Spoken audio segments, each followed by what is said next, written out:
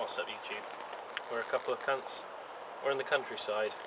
We're talking about racism.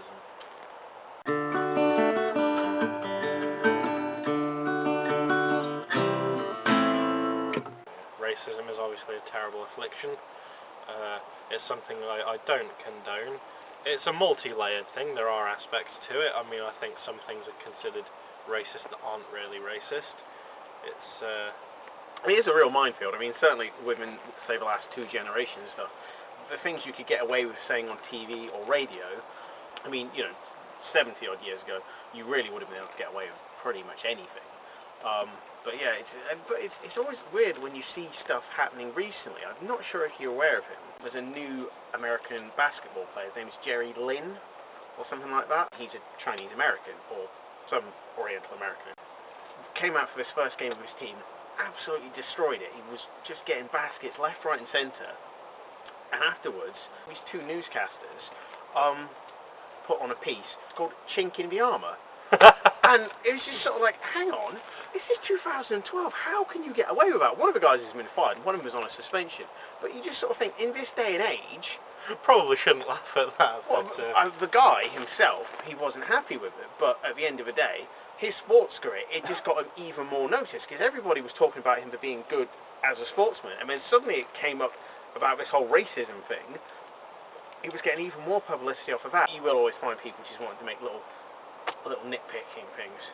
I think especially, as of recently, they've thankfully fucked off a bit, but the BNP really hadn't helped. Oh wow. Yeah, you can't have an episode about racism without mentioning the BNP. Disgust me how well they did in the last elections. Well, see, that's the thing with them. You just look at them. Of course, there are a lot of frustrated people. A lot of people are very easily led by tabloids and stuff like, your entire economic and social problem is because there are foreigners here. You see stuff like that in the mail all the time, and there are, unfortunately, the people are stupid enough to believe that. But when you look at the BNP to begin with, they're just like, right, okay, we really like Britain, we want to, make it as good as it can be. Right, fine. Like, we want to impose really strict immigration quotas. Right, fine.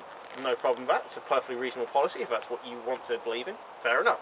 But it's then when you delve a little deeper, and their mindset is the fact that before there were foreigners here, there was 99.99% reduced crime. The only reason there is crime is because there's foreigners, and if we get rid of all of them, that will drop crime down again to 0.001%. You just look and think, no, it doesn't. Jack the Ripper, I'm pretty sure he was like, it doesn't work like that. It's very weird. Like, people don't always necessarily. I mean, some people, unfortunately, just brought up to be racist. They've, got racist parents and don't see anything outside of it, or don't have any experience dealing with other cultures, which I think is a real shame. My dad is sort of one of those people who's very casually racist in a very old-fashioned way. I'm sure there's a lot of people's parents who are like that, but it's just the sort of thing where he'll just throw out these sort of sweeping racial statements. He'll throw out racial slurs and he'll make these very sort of bigoted comments, and he won't even bat an eyelid. There was one time I was listening to Public Enemy, and he just came in. I won't repeat what he said because it's on the internet and I fear for my personal safety, but I just thought, it's a generational thing that he thinks nothing of saying this, but you've really got to watch what you say. There are quite a few double standards in racism. For instance, Chris Rock, pretty much a one-note comedian, makes jokes about either being black or white guys. He makes so many jokes about white guys, but you think if there was a white comedian making those same jokes about black guys, well, they'd be fucking lynched. That would have happened in the 20s or the 30s or something.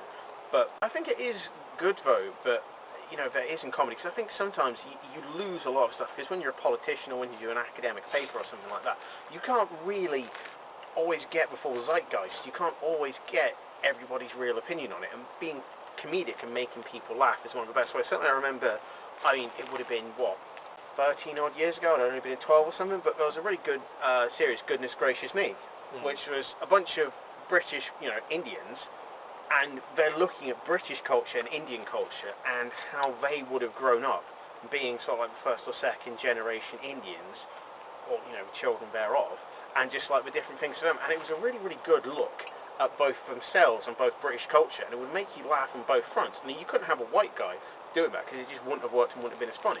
Because we had these guys and they had a really, really unique experience and take on it, because us, we're British, we grew up here.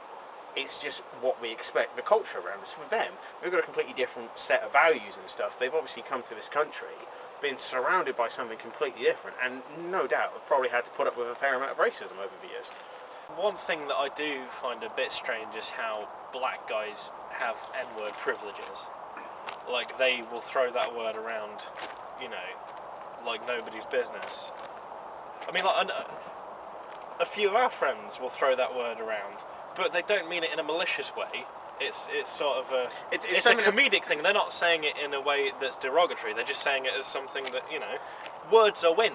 People usually only use racist stuff when they're scared or they're angry. They want to do something, but it's, you know, it's your interpretation and the feelings behind the word that give it power. It's not actually the word itself, it's what it's come to It's the context of it. Like, comment if you agree, or, you know, let us know what you think. But is a white kid going up to another white kid and going, you know, hey, what's up, you know, is that racist? You know, it's a tricky issue. Well, see, that's the thing. It's, with most things, it's entirely subjective. We've got a friend, I don't know if we should mention his name, French. He's got a slew of fantastic racist jokes. See, this is the thing, like, for me, I always draw a line between making a politically incorrect joke and actually being racist. Like, there's always one person you know who's always got a bunch they can throw out there. And I think with any real humour, you can either be like slapstick, you can be observational, or there has to be someone on the butt of a joke. But for me, it's really one of those sort of three things you can do. There's other ways you can look at it. There's always got to be someone you're ever so slightly taking the piss out. And I'm sure on the other side of the world there's someone taking the piss out of us. But just to point out, he isn't actually racist, which is the funny thing. He's very well travelled and quite well cultured.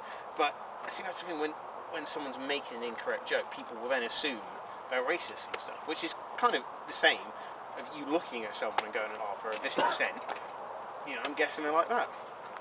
Do you want to fucking throw out some of the jokes that French has told you? You've texted me a few that have just been...